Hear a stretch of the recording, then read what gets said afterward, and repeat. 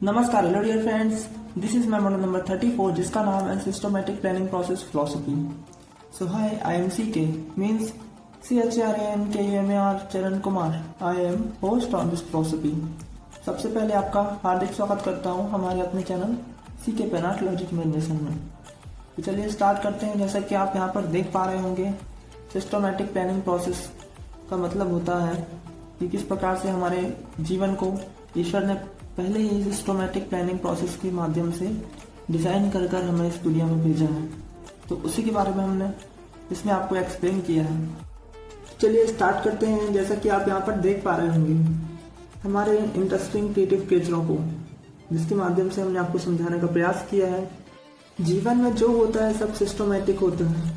हमने आपको इस फिलॉसफी के माध्यम से समझाया है कि अगर आपके जीवन में अकेलापन है तो ये एक वरदान है। तो किस प्रकार से आपको समझाते हैं, जैसे कि आप हमारे इन केजरों के माध्यम से जान सकते हैं कि अकेलापन एक वरदान है, जैसा कि आप यहाँ पर पढ़ पा रहे होंगे और हमारे इस केचर के माध्यम से देख भी पा रहे होंगे। तो मैं आपको बताना चाहता हूँ सबसे पहले अपनी लाइफ से रिलेटेड कि मेरे जीवन में मैं आज तक अकेला हूँ, क्योंकि शायद मुझे ये सब सीखना था।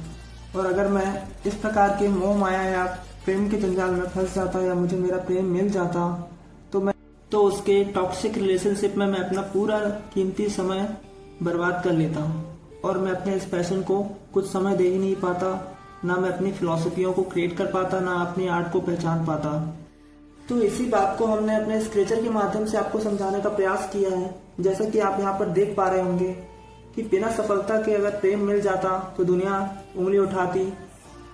तो शायद मुझे लगता है कि ईश्वर ये नहीं चाहते थे, इसीलिए मुझे आज तक ये सब नहीं मिल पाया। और मैं ये सोचता था उस समय कि मुझे ये सब क्यों नहीं मिल पा रहा है, आखिर क्या कमी है मुझ में। मैं यही सोचता था। एक असहनीय पीड़ा का अनुभव हो रहा था मुझे।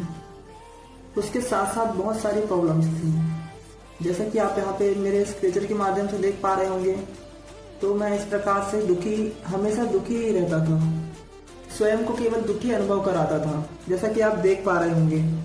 लेकिन मेरे दृढ़ विश्वास ने मुझे मेरी आर्ट से सूचित कराया, जैसा कि आप देख पा रहे होंगे कि आज के कर्म ही कल का परिणाम बनेंगे, यही मानकर जियो। और मैंने जब ये मानकर जीना शुरू किया तो अपने बुरे वक्त का भी सदुपयोग कर पाया। जैसा कि मैं ये मान लिया था कि विधाता दुख शिक्षा के लिए देते हैं। तो मैं आपको बताना चाहता हूँ कि तभी मुझे इस परफेक्ट सिस्टमैटिक प्लानिंग प्रोसेस का अनुभव हुआ, इसे मैं जान पाया। तो मैं आपको अब बताना चाहता हूँ कि अगर आपके जीवन में ये सारे प्रकार के अकेलेपन है, दुख है, असहनीय पीड़ा है, तब भी आप पवित्र हो और एक सही मार्ग पर चल रहे हो, तो आप एक नॉर्मल इंसान भी हो। आपके अंदर इतनी शक्तियाँ हैं कि आप केवल ईश्वर के सामने हाथ जोड़ लोगे तो उतने में ही भगवान प्रसन्न हो जाएगा, क्योंकि वो आपकी पवित्रता की परीक्षा लेता है।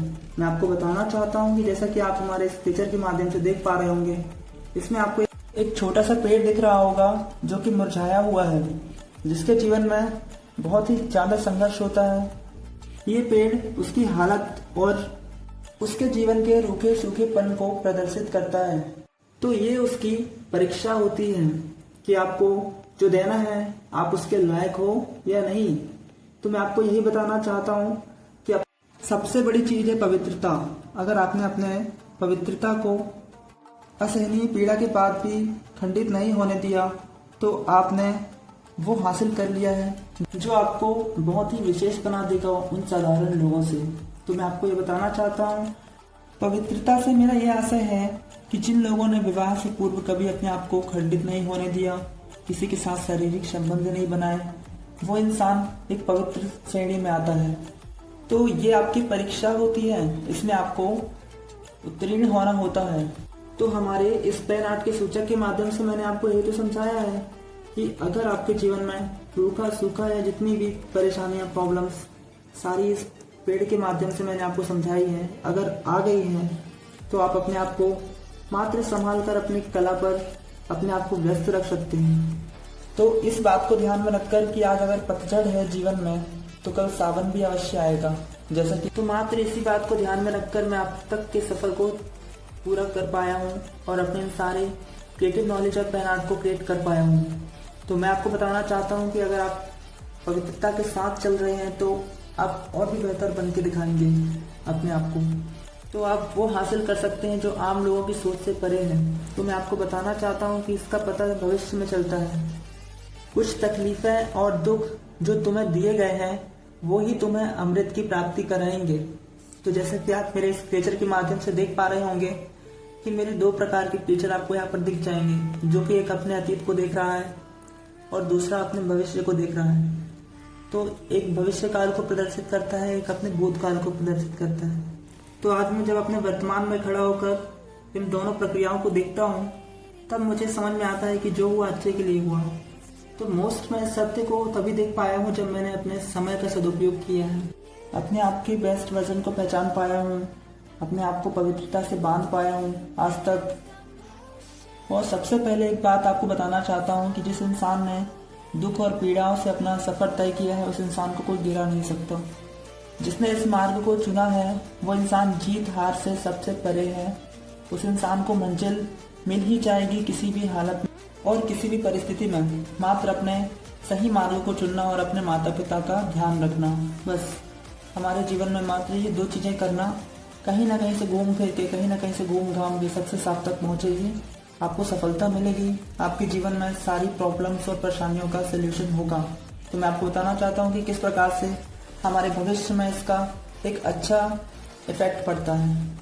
तो जैसा कि आप यहाँ पर देख पा रहे होंगे हमारे इस विवाह रूपी क्रिएचर को, जो कि प्रदर्शित करता है कि किस प्रकार से हमारे जीवन में विवाह के बाद ही ये सभी प्रक्रियाएं गृहस्थी के रूप में अच्छी लगती हैं। और मैं आपको यही इस माध्यम से समझाना चाहता हूँ कि अपने जीवन में गृहस्थी अगर अच्छी बनानी है तो अभी अपने आप को पवित्र रखना अति आवश्यक है।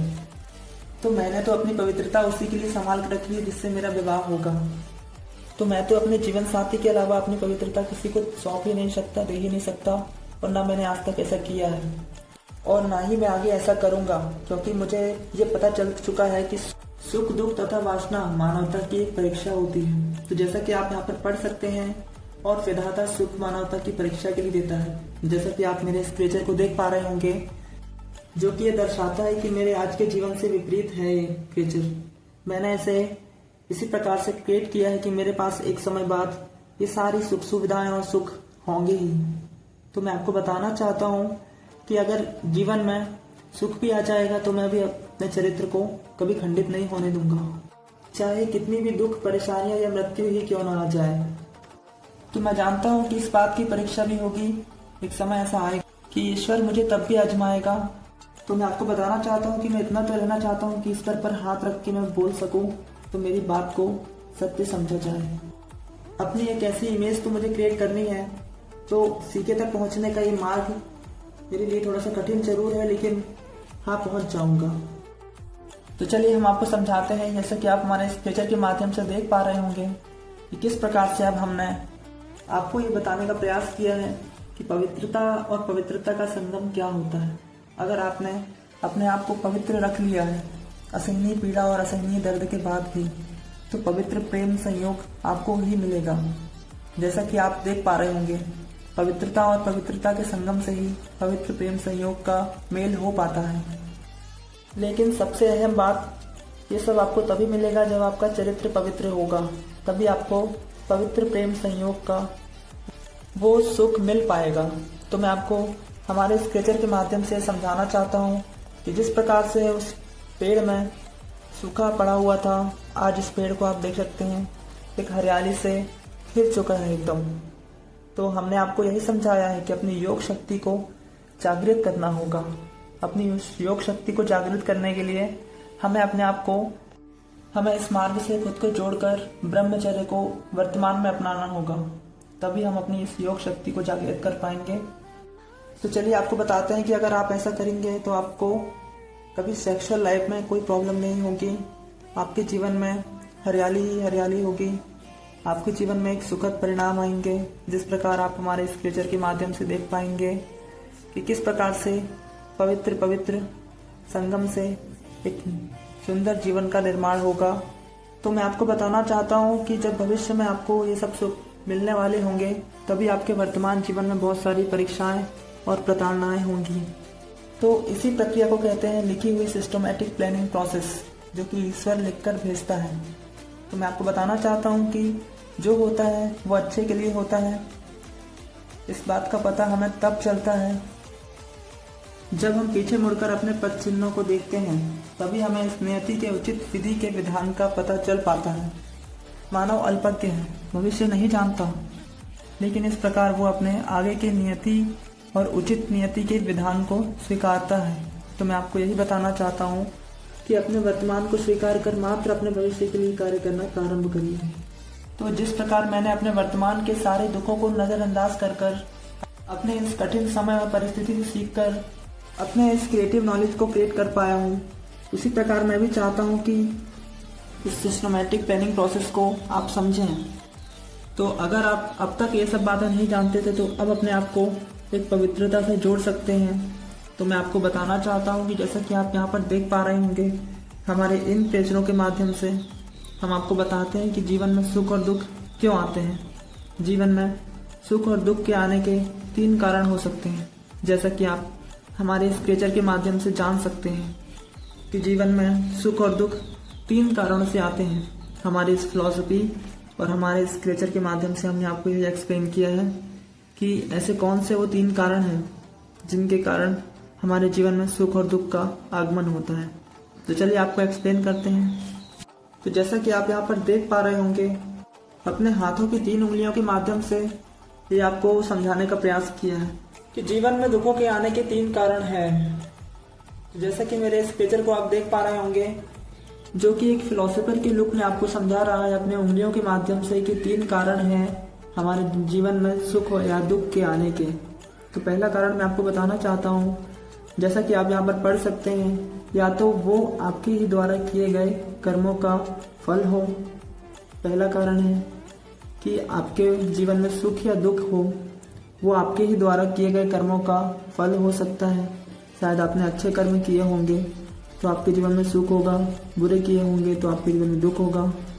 दूसरा है या तो आपके आगे मिलने वाले कर्मों का फल हो, मतलब आपको जो भविष्य में मिलने वाले जो फल होंगे उनके ही कर्म हो सकते हैं, किसी बुरे रूप में या अच्छे रूप में।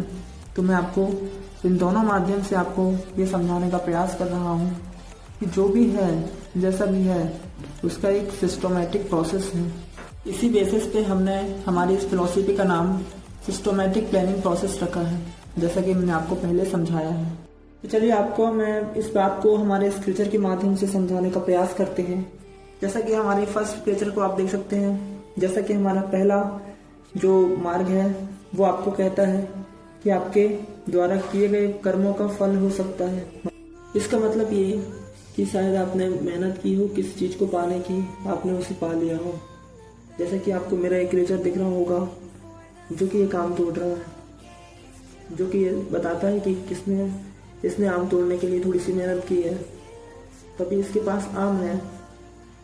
और आप यहाँ पर हमारे दूसरे क्रिएचर को देख पा रहे होंगे, जो कि ये बताता है कि किस प्रकार से शायद आपने आम तोड़ने के लिए चोरी की हो, इसी का फल आपको दंड के रूप में मिल रहा है, जो कि दुख का प्रतीक है।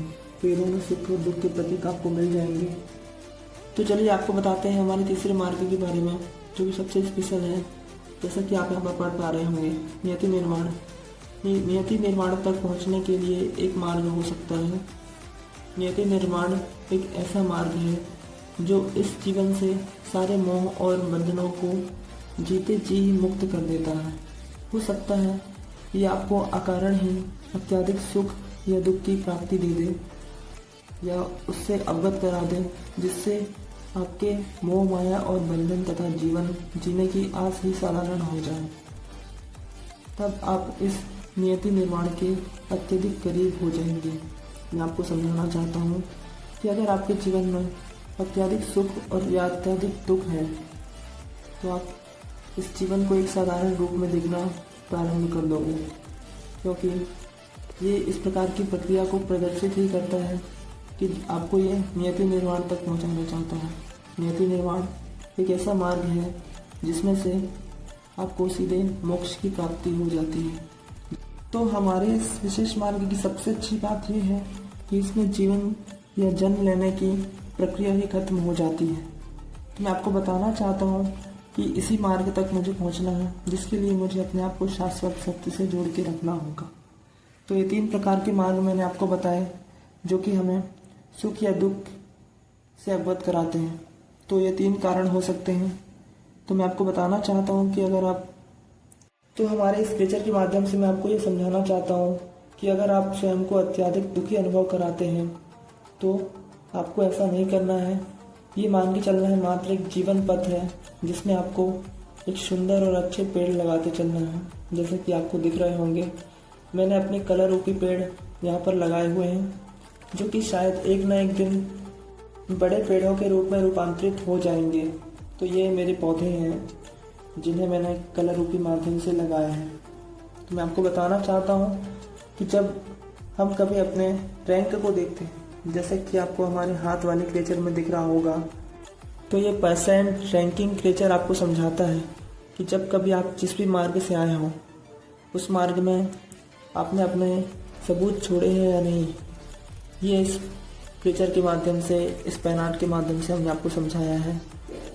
तो मैं आपको बताना चाहता हूँ कि ये क्रेचर मेरे ही जीवन को प्रदर्शित करते हैं, जो कि मेरे ही जीवन की सीढ़ियों को प्रदर्शित करते हैं, जिसमें मैंने अपने कलर रूपी पौधों को लगाते हुए अपने जीवन को व्यतीत किया। जैसे कि आप हमारे इन सीढ़ी वाले क्रेचर को देख पा रहे होंगे, इसमें हमारे आपको पद चिन्ह मिल जाएंगे। तो मैं आपको बताना चाहता हूँ, मात्र अपने उचित कर्मों के बीज बोते चलो, एक दिन वो पेड़ स्वयं तथा अवश्य बनेंगे। और इस विश्वास के साथ चलो, नेवर गिव अप को अपनाओ, कभी हार मत मानो, जैसे कि हमने इस बात को अपनाया है और आज तक चल रहे हैं। तो नेवर गिव अप हमारे जीवन में हमेशा रहा है। मैं आपको बताना चाहता हूँ, इसके नाम पे भी मैंने एक फिलॉसफी का निर्माण किया है, जिसे आप देख सकते हैं। तो मैं आपको यही बताना चाहता हूँ कि मात्र अपने पद चिन्हों को छोड़ते चलिए। वो पद चिन्ह स्वयं ही आपकी परिभाषा बताएंगे कि आप कहाँ से और किस लेवल से उठकर यहाँ तक पहुँचे हैं। तो मैं आपको बताना चाहता हूँ, बगैर किसी की सपोर्ट के मात्र अपने पेन और कागज़ को लेकर अपने घर से निकला हूँ, यही सोचकर कि जीवन में कुछ नया बना सकता हूँ, कुछ नया क्रिएट कर सकता हूँ, कुछ नया इन्वेंशन कर सकता हूँ। तो इसी प्रकार से जितनी मैं सीढ़ियाँ चढ़ चुका हूँ, जितने मैंने पेन आर्ट्स क्रिएट कर दिए हैं और जितने मैंने इन्हें एक्सप्लेन कर दिया है, उसी के हिसाब से मैं अपने रैंक को देखता हूँ। तो मैंने अपने इस क्रेचर के माध्यम से आपको यही समझाया है कि आपको अगर आपका रैंक देखना है तो आप अपने पद चिन्हों को देख सकते हैं, जिन्हें आपने अतीत में छोड़ा होगा। जैसे कि मैंने अपने पेन आर्ट्स को छोड़ा है, अगर मैं इस दुनिया में रहूं या ना रहूं, फिर लेकिन मेरे ये पेन आर्ट फिलॉसफी के रूप में हमेशा इस दुनिया में रहेंगे।